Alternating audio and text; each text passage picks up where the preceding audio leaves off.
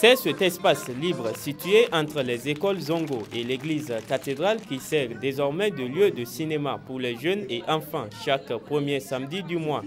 Une initiative conjointe du cinéma numérique ambulant et les autorités municipales pour l'épanouissement des enfants. Il y a la ville de Niamey et la coopération française qui nous ont approchés. Donc on a fait un partenariat avec eux où on a décidé de faire des projections chaque premier samedi du mois.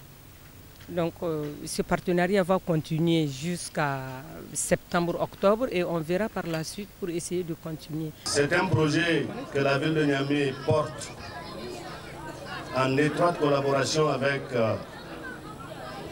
le Haut Commissariat à la modernisation de l'État et l'ambassade de France.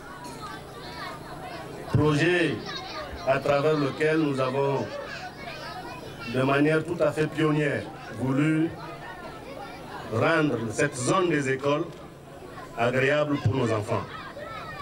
Et au-delà, permettre à la population des quartiers environnants d'avoir un espace récréatif sain. La première projection officielle a porté sur le film documentaire de Sani Moguri, Koukan-Kouksia ou Le cri de la tourterelle, un film dans lequel la vieille cantatrice Zabeya est allée à la recherche de ses compatriotes vivant au Ghana, laissant leur famille dans une attente difficile. L'auteur dénonce ainsi l'exode des Nigériens vers les autres pays.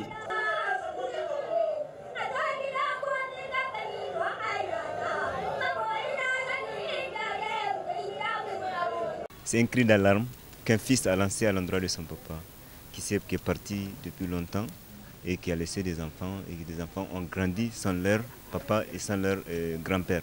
Donc cet appel, moi je l'ai lancé et ça a eu un écho universel parce que tous les papas qui sont loin de chez eux se sont vus concernés par ce film. Donc c'était vraiment une idée personnelle, en tout cas qui est partie et qui a fait écho. Et jusqu'à ce que mon père puisse vraiment revenir et répondre à l'appel de la tourterelle. Je viens du quartier Antala. Je suis venue pour suivre le film. Je suis très contente. J'ai bien suivi le film. Il y a une femme qui chante. Oui.